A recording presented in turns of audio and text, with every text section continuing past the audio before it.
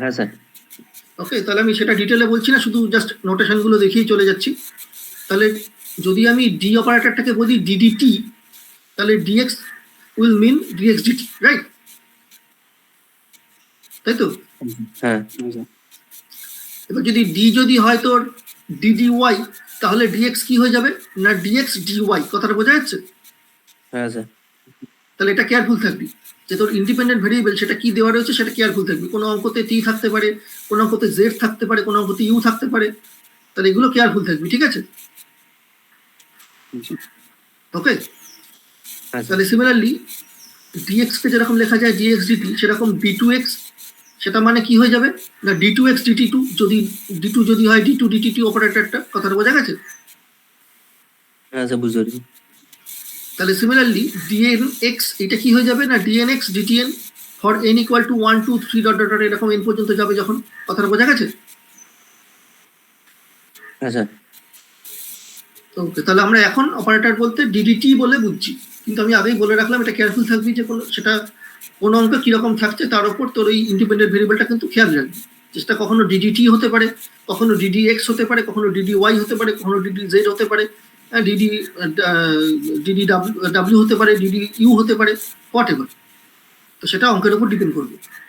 তোদের পরীক্ষার কথা এটা কিন্তু প্রচুর ভুল হয়, এটা কিন্তু কেয়ারফুল থাকবে, প্রথম থেকে বলে রাখছি, ঠিক আছে? ওকে, এবার কি যদি আমি একটা অপারেটর এরকম ভাবে যদি লিখি d plus c over x, তার মানেটা কি বোঝাবে না এই ডিটা তোর এক্স এর উপর অপারেট করছে, তাহলে সেটা হয়ে যাচ্ছে ডিএক্স ডিটি।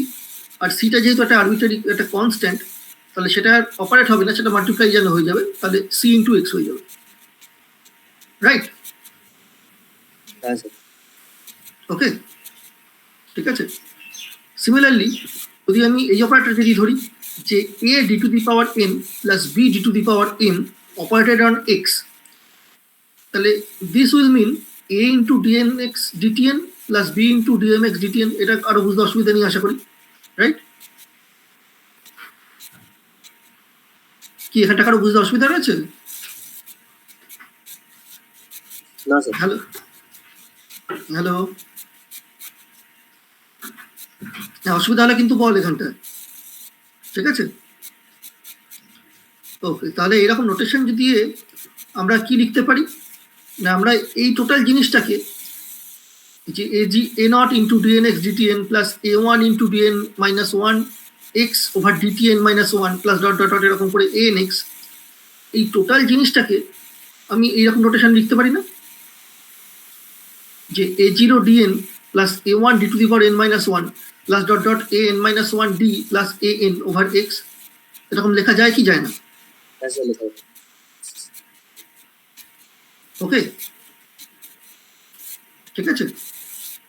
তাহলে এটা কখন একমাত্র লেখা যাবে না when this A not a one N minus one A N এইগুলো এই প্রত্যেকটা দেয়ার অনলি কনস্ট্যান্ট কোফিসিয়েন্টস। এটা ভালো করে খেয়াল করবি। এটা যদি ইন জেনারেল টি এর ফাংশন যদি হয়ে যায়, তাহলে কিন্তু তোর এরকম লেখা কিন্তু যাবে না। কথাটা বোঝা যাচ্ছে? ঠিক আছে, ওকে। তাহলে now we are talking about a differential operator of nth order with constant coefficients, এবং it is a linear differential operator। কেন না এই যে a naught a1 dot dot an minus 1 এগুলো they are strictly constant। ওকে, বোঝা গেছে? হ্যাঁ sir, এখানে ডিপেন্ডেন্ট ভেরিয়েবলটা নেই তো? কোথায় ডিপেন্ডেন্ট ভেরিয়েবলটা নেই? ইন্ডিপেন্ডেন্ট ভেরিয়েবলটা, সরি, মানে এই যে আগের লাইনটা যেমন স্যার ছিল এটাতে নেই তো? না কোথায়? এটা তো অপারেটরের কথা বলা হচ্ছে, এটা তো তোর অপারেটরটা অ্যাক্ট করেছে এক্স এর উপর, সেইটাকে টোটালটাকে বলা হচ্ছে। এই যে ভালো করে খেয়াল করে দেখ, এইখানে কিন্তু এই এক্সটা রয়েছে, সেইটাকে লেখা হচ্ছে a nought d to the power n plus dot dot dot over acting upon x. কিন্তু এই ব্র্যাকেটের মধ্যে যে পোর্শনটা সেটা কিন্তু শুধু অপারেটরটা, এটা কিন্তু শুধু এক্স এর উপর অপারেট করবে তার কোনো মানে নেই। ও হ্যাঁ স্যার, এটা ইন বুঝতে জেনারেল যে কোনো কিছুর উপর অপারেট করতে পারে, এক্স স্কোয়ার উপর করতে পারে, যে কোনো এফ এক্স এর উপর করতে পারে। কথাটা বোঝা গেছে? হ্যাঁ স্যার। ভালো করে খেয়াল করবি এগুলো, ঠিক আছে? হ্যাঁ ঠিক আছে, বেশ। তাহলে suppose we consider the linear differential operator 3d square plus 5d minus 2. ওকে, তো তাই যদি হয় তাহলে if this acting upon x, then this will mean 3 into d2x dt2 plus 5 into dx dt minus 2x. ওকে, বোঝা গেছে? আচ্ছা বুঝতে পারি। এবার যদি বলা হয় যে x is equal to t cube, তাহলে কি হয়ে যাবে না, এই x equal to t cube বসিয়ে দিলে পরে তারপরে আমরা সেটাই differential second order derivative first order derivative এগুলো করে ফাইনাল অপারেটরটা চেহারাটা বার করবো, ফাইনাল ভ্যালুটা। বোঝা গেছে? হ্যাঁ স্যার। তাহলে এক্সটা হচ্ছে কি in general any function of t, বা তার যদি ফর্মটা যদি তোর যে দেওয়া থাকে তাহলে তুই এক্সাক্ট অপারেটর মানে অপারেটর শুধু না, মানে অপারেটর অ্যাক্টিং আপন টি কিউব সেটার ভ্যালুটা বার করতে পারবি এরকম ভাবে, ঠিক আছে? ওকে, বোঝা গেছে? ওকে, তাহলে এখন আমি এই অপারেটরটাকে ডিনোট করছি এখন থেকে। সাপোজ এই nth অর্ডার অপারেটরটাকে আমি ডিনোট করছি এল দিয়ে। কথাটা বোঝা গেছে? ঠিক আছে, তাহলে this is a linear operator. That's why L acting upon C1 F1 plus C2 F2 will become C1 into L F1 plus C2 into L F2. Right? Constant গুলো বাইরে বেরিয়ে চলে আসবে আর এল অপারেটরটা শুধু F1 আর F2 এর উপর অ্যাক্ট করে যাবে, রাইট? হ্যাঁ sir. For example, if we take this to be 3t square plus 2 sin t. So here suppose C1 equal to 3, F1 equal to t square, C2 equal to 2 and F2 equal to sin t, right? And where L is 3d square plus 5d minus 2, right? So then হ্যাঁ sir. L acting upon 3t square plus 2 sin t, that will be 3 into L acting upon t square plus 2 into L acting upon sin t, right? Okay. Okay. Now we will act this operator L upon t square and upon sin t to get the final value. Or we can write this L upon 3t square plus 2 sin t, that is, we write down the operator itself 3d square plus 5d minus 2, and that acting upon this, so 3 into this operator acting upon t square plus 2 into this operator acting upon sin t, right? বোঝা গেছে? হ্যাঁ sir. Okay. Now we are talking about two operators. One is of order m and another L2 that is of order m, right? Okay, got my point? হ্যাঁ sir. Now then what about L1 into L2? So that will be an operator of order m plus n, right? ঠিক যেরকম একটা nth order polynomial when multiplied by a nth order polynomial gives us a polynomial of degree m plus n, right? সেরকম এই operator গুলো যখন multiply যখন করা হবে, মাল্টিপ্লাই মানে actually composition of operator, multiply তো আর সেই অর্থে হয় না, অপারেটরের কম্পোজিশন হয়, রাইট? তো কম্পোজিশনটাকে আমরা তখন কি বলবো না, this composition operator that is a operator, a new operator say L which is of order n plus n। কথাটা বোঝা গেছে? হ্যালো স্যার, মানে প্রথমে অর্ডার হচ্ছে এম, মানে L1 আর যেটা, L2 আর যেটা ওর n, হ্যাঁ এদের কম্পোজিশন করলে মানে m প্লাস। হ্যাঁ, তাহলে L ইকুয়াল টু যদি এই প্রথমে L2 তার উপর L1 টা অ্যাড করানো হয়, তাহলে that will we can write it as L and the order of L will be m plus n। কথাটা বোঝা গেছে? এবং যদি এই L1 L2 they are operators with constant coefficients, then they can commute with themselves. So L1 L2 that will be equal to L2 L1 only if the coefficients they are constant. কথাটা বোঝা গেছে? If they are not constant, then we cannot write it as this L1 L2 cannot be equal to L2 L1. কথাটা বোঝা যাচ্ছে? Sir আমি বলবেন জায়গাটা। যদি কনস্ট্যান্ট কোএফিসিয়েন্ট যদি না হতো, হ্যাঁ, তাহলে এটা কখনো বলা যেত না। তোরা কনস্ট্যান্ট কোএফিসিয়েন্ট ছাড়া তো অপারেটর টেকনিক তো ইউজ করে দেখেছিস, পিপি ম্যাডামের ক্লাসে করেছিস না? না স্যার, ম্যাম তো linear differential equation with constant কোএফিসিয়েন্টই পড়াচ্ছে। না না, কেন তোদের ওই যে অয়েলার ডিফারেনশিয়াল ইকুয়েশন, তারপর ভেরিয়েশন অফ প্যারামিটার, এগুলো হয়েছে না? না, কোনো হয়নি। কি হয়নি তোদের ক্লাসে? তো উনি তো তোর এক্সারসাইজ করতে দিচ্ছেন, হোমওয়ার্ক করতে দিচ্ছেন, দেখতে পাচ্ছি তো। হ্যাঁ স্যার, হয়েছে। কি হয়নি হয়নি বলছিস? আমি দেখতে পাচ্ছি তো তোদের হোমওয়ার্ক দিচ্ছেন, আনডিটারমাইন্ড কোএফিসিয়েন্টের হোমওয়ার্ক দিয়েছেন আগের দিন, তার আগের দিন ভেরিয়েশন প্যারামিটার মেথডের হোমওয়ার্ক দিয়েছেন। ক্লাস ঠিকঠাক না করলে কি করা যাবে বলতো?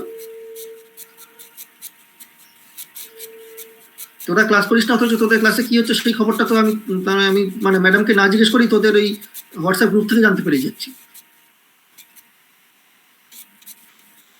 একটু সিরিয়াসলি পড়াশোনা কর, বুঝেছিস? নিজের লাইফটাকে সিরিয়াসলি না নিলে পরে খুব মুশকিল আছে পরবর্তীকালে।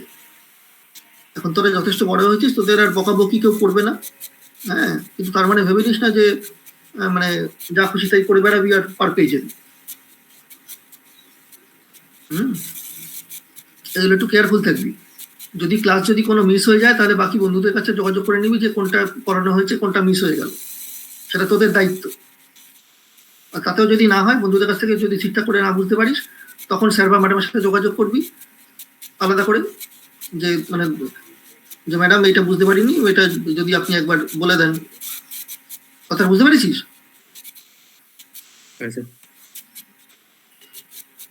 ঠিক আছে। এখন কিন্তু তোরা মানে একদম মানে স্কুল লেভেলে কিন্তু নেই যে তোদের বকাঝকা করে কেউ পড়াশোনা করাবে। হ্যাঁ, এখন কিন্তু মানে তোদের নিজেদের ভালোটা নিজেদের বুঝতে শিখতে হবে আস্তে আস্তে। ঠিক আছে? হ্যালো? হ্যাঁ স্যার। হ্যাঁ, কাজেই আমি তোদের ক্লাসে বারবার করে বলি, যত পারবি কোশ্চেন করবি, হ্যাঁ, কোথাও কোনো কনফিউশন হলে সবসময় প্রশ্ন করবি। ঠিক আছে? কনফিউশনগুলো ক্লিয়ার করার জন্য কিন্তু আমরা রয়েছি। কাজেই যতই সোজা মনে হয় প্রশ্নটা সেটা কিন্তু করতে কিন্তু মানে কখন যেন ভুলবি না। ঠিক আছে?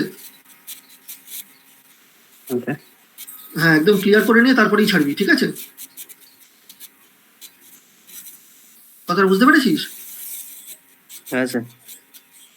ওকে, তাহলে এখানে যেটা বলছিলাম, এবার খেয়াল করে দেখ, যদি কনস্ট্যান্ট কোএফিসিয়েন্ট যদি না হতো, সাপোজ, ঠিক আছে, সাপোজ আমি কথার কথা বলছি যে একটা অপারেটর অ্যাক্ট করছে, সাপোজ একটা constant operator with constant coefficient, say d+1, say L1 equal to d+1, okay, and L2 equal to say suppose d+2,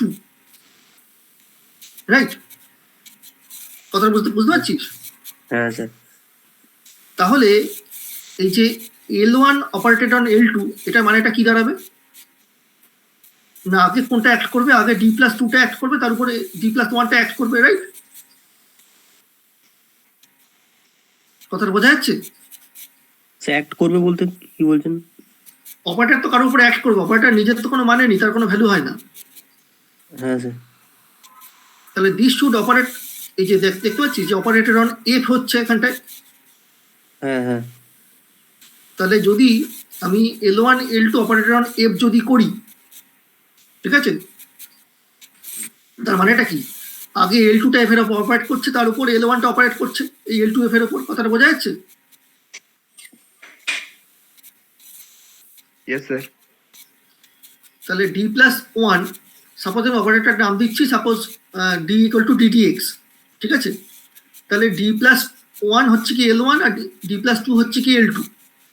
তাহলে আমি যদি বলি যে L1 into L2 operated on say x, okay, বা x square, what ever, তার মানেটা কি দাঁড়াবে? তার মানে আমাকে d+2টা আগে অ্যাড করাতে হবে এক্স বা এক্স স্কোয়ারের ওপর, করে যেটা পাবো তার উপরে আমি d+1টা অ্যাড করাবো। কথাটা বোঝা গেছে?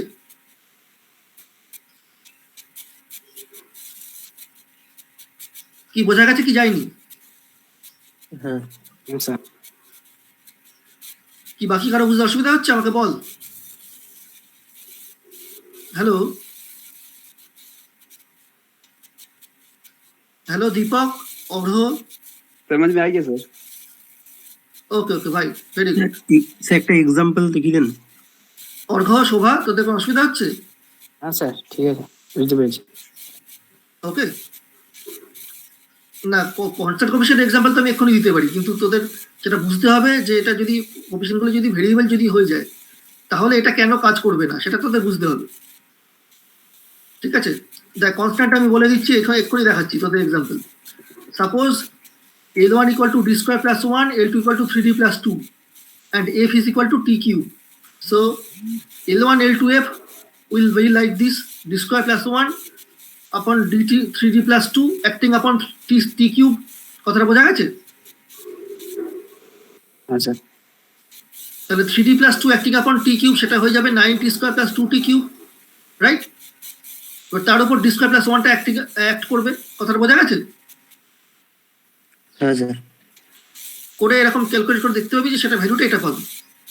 এবার সিমিলারলি L2 L1 F সেটা কি হবে না, এখানে দেখ এটা ঘুরে গেছে, যেটা 3d plus 2টা বাদিকে রয়েছে, L1টা অ্যাক্ট করছে t কিউবের উপর, d square plus 1টা অ্যাক্টিং আপন t কিউব, তাহলে d square plus 1 আপন t কিউব সেটা হয়ে যাচ্ছে 6t plus t কিউব, তার উপর 3d plus 2টা অ্যাক্ট করছে, সেটা করেও তোরা দেখতে পাবি ফাইনাল অ্যান্সারটাই সেম বেরোচ্ছে। কথাটা বোঝা গেছে? যে অপারেটরটা আগে লিখবো সেটাকে আগে অপারেট করবো তো? যেটা রাইট হ্যান্ড সাইডে থাকবে সেইটা তোর এই ফাংশনের উপর অপারেট আগে করবে। কথাটা বোঝা গেছে?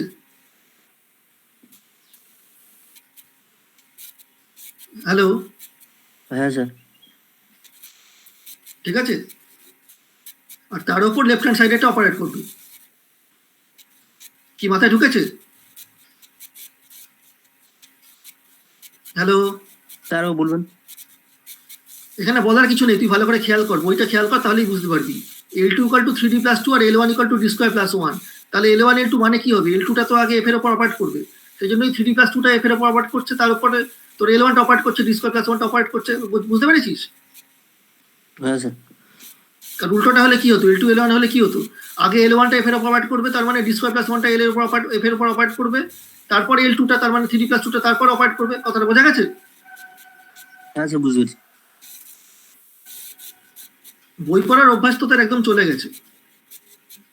হ্যাঁ, বইতে কি লেখা থাকে তোরা দেখিসই না, শুধু নোট পড়ে পড়ে হয় না কিন্তু।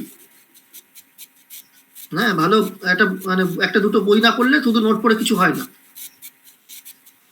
তো বই পড়ার অভ্যাসটা করতে হবে, এটা ছাড়া কোনো উপায় নেই। ঠিক আছে, যদি সত্যিই তোদের ভালো কিছু শিখতে হয়, পরবর্তীকালে তোদের যদি ভালো জায়গায় যেতে হয়, তাহলে ভালো বই পড়ার অভ্যাস না করলে কিন্তু তোদের শুধু নোট পড়ে অন্তত এই কেএনইউর এক্সাম দিয়ে কিন্তু তোদের কোনো লাভ নেই। কিন্তু তখনই কোনো ন্যাশনাল লেভেল কোনো এক্সামে যাবি, কোনো এন্ট্রান্স এক্সাম বা অন্য কোনো এক্সাম, সেখানেই দেখবি যে তোদের কোশ্চেন পড়ে কিছু বুঝতেই পারছিস না। কেন বুঝতে পারছিস না? তাদের বই পড়ার অভ্যাসটাই নেই, সেই কারণে। বোঝা গেছে? ঠিক আছে, কেন পরিষ্কার নোটেশন দিয়ে বলা রয়েছে যে L1 equal to this, L2 equal to this, তাহলে L1 L2টা পরপর স্টেপ বাই স্টেপ করে গেছে। এখানে দেখ, এত ডিটেলে কোনো বইতেও বলা থাকে না। বুঝতে পেরেছিস? ঠিক আছে, হ্যাঁ স্যার। তাহলে দুটো করে দেখলাম যে L1 L2 is equal to L2 L1, সেটা পাওয়া গেল, এবং that is equal to ultimately this L equal to this L1 L2 or L2 L1, and that is equal to this L operator is equal to this L1 L2 or L2 L1. So this multiplied by this, and that is nothing but 3d cube plus 2d square plus 3d plus 2. এই দুটো গুণ করলে পরে এটাই পাওয়া যায়, right? কথাটা বোঝা যাচ্ছে? হ্যাঁ স্যার। এবং সেটা করে দেখা যাচ্ছে সত্যি সত্যি যে this whole operator, this cubic order operator, if we act upon this t cube, then we get the same answer. So that's how we can show that this relation actually holds. This L1 L2 upon acting upon F, that is equal to L2 L1 acting upon F, and that is actually equal to L acting upon F. কথাটা বোঝা গেছে? কি না বুঝতে পারলে বল। বুঝতে পেরেছি। ওকে, তো যেটাই বলছিলাম, যেটা তোদের ভালো করে বুঝতে হবে যে this only happens only if the coefficients of this operator they are only constants. Okay, তো সাপোজ এইখানে এই যে সাপোজ এই L1 অপারেটরটা, হ্যাঁ, এটা তো তোর কোফিশিয়েন্ট গুলো মানে কি না, এটা ডি স্কোয়ারের কোফিশিয়েন্ট 1 আর তারপরে এই +1 সেটারও কোফিশিয়েন্ট 1। এখানেও তাই, যে ডি এর কোফিশিয়েন্ট 3 আর এটা আরেকটা কনস্ট্যান্ট টার্ম, সেটা নিয়ে কোনো সমস্যা নেই। তো যদি এখানটায় এই কোফিশিয়েন্ট গুলো যদি এই 1 বা এখানে 3 যদি না হতো, এগুলো যদি ফাংশন অফ টি যদি হয়ে যেত, তাহলে কিন্তু আমরা এই L1 L2 equal to L2 L1 এই কথাটা বলতে পারতাম না। কথাটা বোঝা যাচ্ছে? হ্যাঁ স্যার। কেন পারতাম না? সাপোজ একটা এক্সাম্পল যদি দেখতে চাই এরকম, যে সাপোজ তোর এইখানে এই 3D যেটা, এই 3 এর বদলে তোর সাপোজ আমি বলছি যে 3TD। ওকে, বোঝা যাচ্ছে? আচ্ছা। তাহলে কোফিশিয়েন্টটা এখন 3 না হয় 3T হয়ে গেছে, রাইট? তাই তো? হ্যাঁ স্যার। তাহলে এবার দেখ, যদি 3TD plus 2 that operated upon T cube, so this second term will give 2T cube, so no problem. But the first term, that will give 3T into D operated on T cube, that means 3T squared, right? So we will get 3T into 3T squared, so that will give us 9 into T cube, right? So 9T cube plus 2T cube. তাহলে এটা নিয়ে কোনো doubt নেই, কথা বোঝা যাচ্ছে? হ্যাঁ sir. কিন্তু এবার মজাটা দেখ, যে 9T cube plus 3T cube হয়ে গেল, এবার তার উপর তুই ডি স্কোয়ার প্লাস 1টাকে অ্যাড করাচ্ছিস। ওকে, তাহলে বুঝতে পারছিস যে এই সেকেন্ড টার্মটার জন্য যে এই পরের টার্ম দুটো এসছে এগুলো ঠিক থাকবে, কিন্তু এই 9T স্কোয়ারের উপর তুই ডি স্কোয়ার প্লাস 1টা অ্যাড করাচ্ছিস। তাহলে এখানে টি স্কোয়ারের উপর অ্যাড করছিল আর এখানে টি কিউবের উপর অ্যাড করবে, তাহলে একটু চেঞ্জ হয়ে যাবে এটার অ্যান্সারটা। সেটা গেল প্রথম কথা। এবার তুই যদি উল্টোটা যদি দেখতিস, যে তুই L2 L1 করছিস, এখানে তোর বাদিকে কিন্তু রয়েছে তোর 3TD plus 2। কথা বোঝা যাচ্ছে? হ্যাঁ। ওকে, আর ডান দিকে রয়েছে সাপোজ ডি স্কোয়ার প্লাস 1 আপন টি কিউব। তাহলে এই প্রথম পার্টটার জন্য একই থাকছে, এটা 60 প্লাস টি কিউবই হচ্ছে, কিন্তু ডান দিকে কি থেকে যাচ্ছে না 3TD plus 2 আপন দিস। কথা বোঝা গেল? হ্যাঁ। ওকে, তাহলে এটা করে তুই দেখতে পাবি যে তার অ্যান্সারটা কিন্তু আলাদা হবে। আর সেটা কেন আলাদা হচ্ছে সেটা এখান থেকে বোঝা যাচ্ছে অ্যাকচুয়ালি। দেখ, তুই যখন এখানে যখন 3 যখন রয়েছে বা এখানে যখন কনস্ট্যান্ট কোফিশিয়েন্ট রয়েছে, তখন ডি স্কোয়ার প্লাস 1 সেই কনস্ট্যান্টগুলোর উপর অ্যাক্ট করছে, কিন্তু অ্যাক্ট করছে না, মানে কনস্ট্যান্টগুলো জাস্ট বাইরে বেরিয়ে চলে আসছে। কথাটা বোঝা যাচ্ছে? ঠিক একটু আগে যেরকম বলছিলাম যে d acting upon some constant into f, that will give us c into d f, right? কথাটা বোঝা যাচ্ছে? হ্যাঁ স্যার। যে একটু আগে যে দেখাচ্ছিলাম যে যেটা খেয়াল কর, যে L acting upon C1F1 plus C2F2, that will give C1 into LF1 plus C2 into LF2, right? তাহলে এই C1 যদি কনস্ট্যান্ট যদি না হতো, তাহলে এলটা তো তার উপর অ্যাক্ট করতো, রাইট? হ্যাঁ স্যার, অ্যাক্ট করতো। হ্যাঁ। তাহলে এই C1 C2 এগুলো বাইরে বেরিয়ে চলে আসতো না এমনি এমনি। তাহলে সিমিলারলি এখানেও যেরকম, এখানে যদি তোর এই 3 এর বদলে 3T যদি হতো এখানটায়, তাহলে এই ডি স্কোয়ার প্লাস 1টা এই টি এর উপর অ্যাক্ট করতো। কথা বোঝা যাচ্ছে? হ্যাঁ স্যার। ওকে, তাহলে এই যে অ্যাক্ট করে যাচ্ছে তার জন্য কিন্তু এই L1 L2 that is not equal to L2 L1 in general. এটা কিন্তু ইন জেনারেল তারা কিন্তু হবে না। কথাটা বোঝা গেল এবার? হ্যাঁ। কারো কোনো বুঝতে অসুবিধা রয়েছে আমাকে বল।